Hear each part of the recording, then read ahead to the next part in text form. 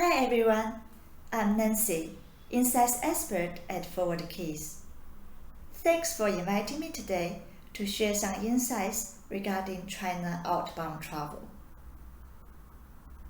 As the world slowly awakens from the slumber induced by COVID-19, first in the Caribbean, then the Americas and Europe, and now in Asia. All eyes on China and its plans to resume the outbound travel. Currently, the country maintains strict border controls, and travelers returning to the mainland need to be quarantined for at least 14 days. However, this became more positive when Macau reopened to mainland without the need to be quarantined from both sides. According to Civil Aviation Authority of China's 5-year plan, which was published in January this year, international flights will be gradually resumed between 2023 and 2025. We wonder, what if China reopens? What will Chinese tourists look like post-pandemic?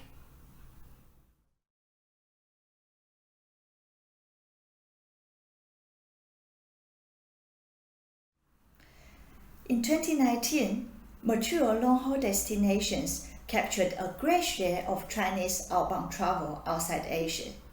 According to Forward Keys data, those destinations included and was led by Europe, accounting for 51% share of all trips outside Asia, the US 17% share, and Australia 9% share. Popular destination cities in Europe, Australia, and the US included Paris, Los Angeles, Moscow, London, Sydney, Rome, New York, Frankfurt, Melbourne, and San Francisco, with London and Moscow showing the largest increases. Looking deeper into the Forward Keys data, the typical traveler profiles to Paris, Moscow, Frankfurt, and Rome was groups, whereas to London and US destinations, it was more solo and business travelers, while more family-sized groups traveled to Australia. According to Dragon Trails International's most recent China's Consumer Sentiment Survey, despite very cautious assessment of safety outside of mainland China, 81% of respondents felt positive when they saw content of outbound travel. Keywords and sentiments that came up often included feeling fascinated and excited, and craving for novelty, variety, and relaxation.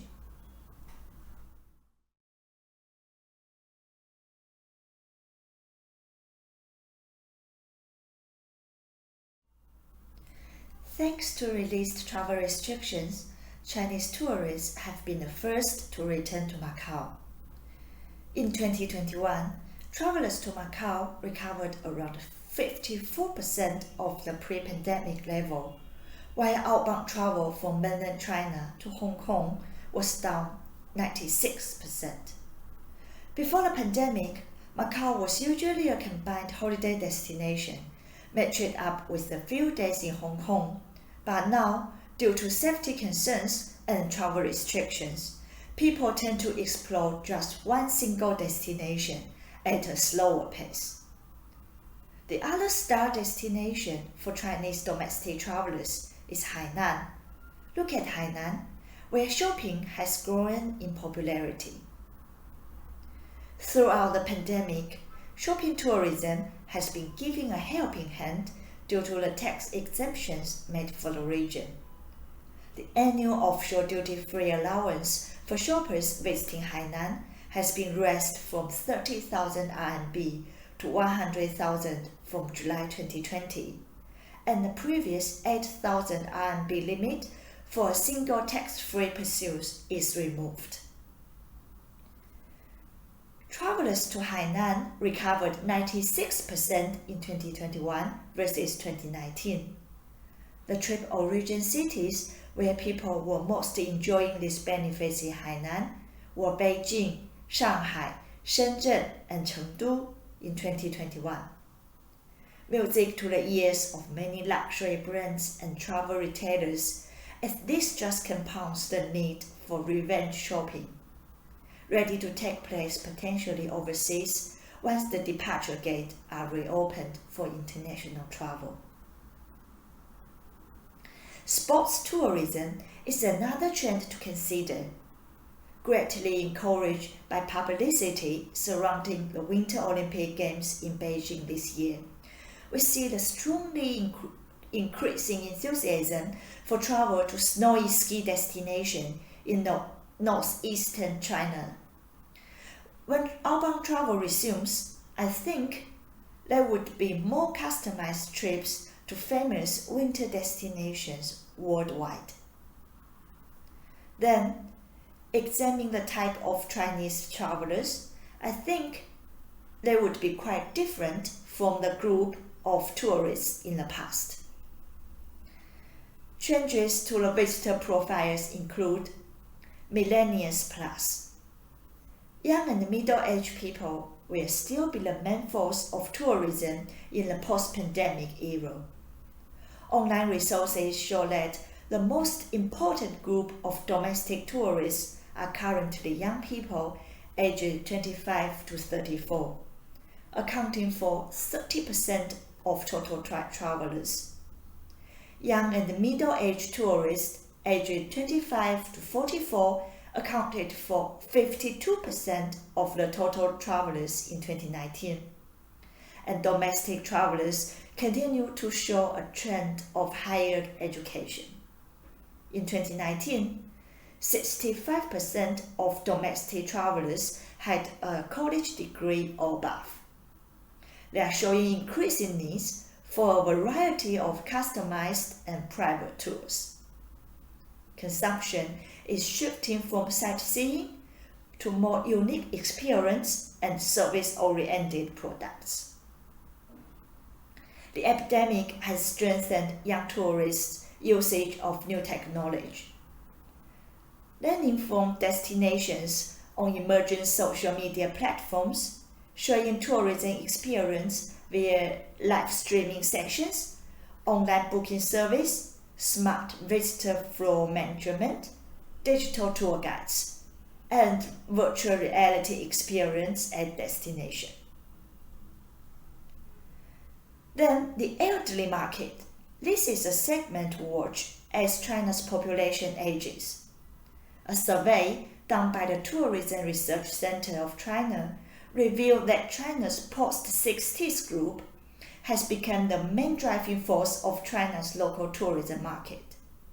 In 2020, more than 11% of the post-60s spent more than 10,000 yuan on travel, more than the post-80s generation and post-noughties.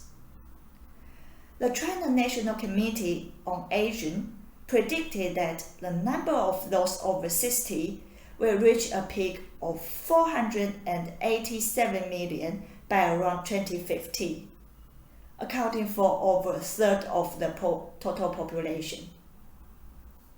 With the improvement of the quality of life, many elderly people would eager to travel. However, for outbound travel, they prefer to choose neighboring countries or regions with shorter flight times for more convenient travel. Middle-class passengers, more family travel to come. According to a recent survey, Chinese parents spent an average of $1,200 per child on study holidays in 2019, and the figure is expected to increase in the future. The country's wealthier families prefer high-quality hotels when they travel. Actually, according to Ctrip, in 2021, most of the parents who traveled with children were below 40 years old, and 50% of them favored 4- and 5-star hotel accommodation. Chinese parents used to spend a lot on education, up to around $44,000 a year on their child's extracurricular classes.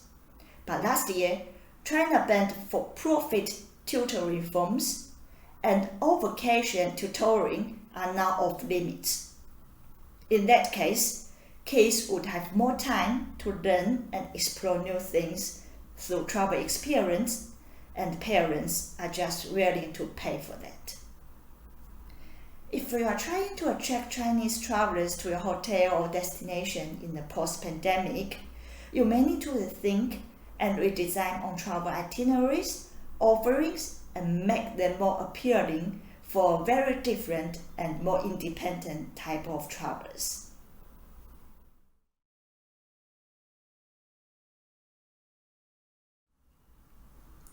During the pandemic, 5-1 policy and circuit breaker measures have been applied on international flights to and from China. Basically, Chinese airlines were allowed to maintain one route per destination country and one flight per week. Foreign airlines were allowed only one route to China and one flight per week.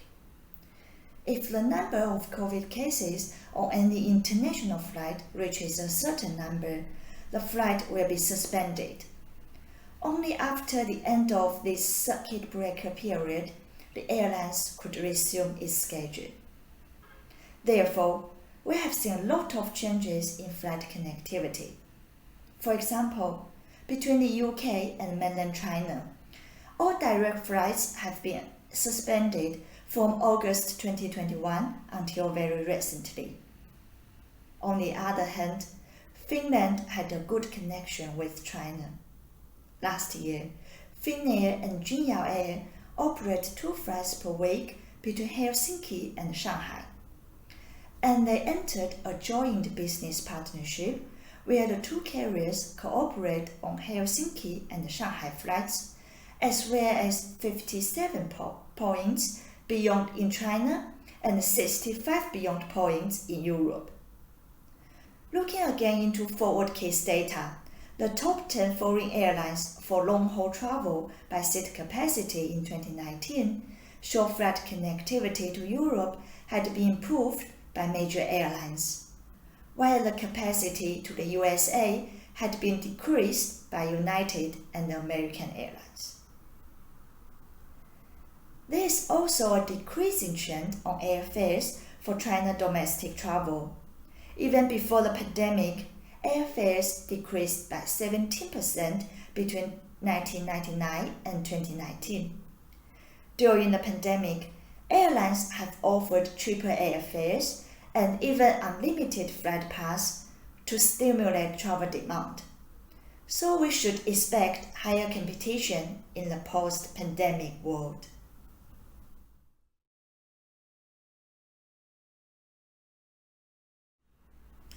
The big "what if China reopens" questions hold a lot of promise and anticipation, for many businesses depend on Chinese spending dollar. We feel confident that the recovery will be swift, as the recovery of domestic tourism has just demonstrated. Connectivity would be the key to help resume the travel, and we know that flight connectivity between Europe and China had been improved by major airlines pre-pandemic. The willingness to travel and spend exists, but the focus has been shifted to more high-quality tourism service and different experience. I think this is what we will see vastly change from the past norms. The new Chinese travelers is seeking something different in terms of experience. The younger generation is a lot more independent than the previous generation, keen to explore nature, sports, and local gastronomy. So expect significant changes in Chinese traveler behavior once travel resumes. So here came to the end of my presentation today. Thank you very much for your time. If you would like to know more about our latest analysis and our solutions, please visit our website forwardcase.com. Have a nice day all. Bye.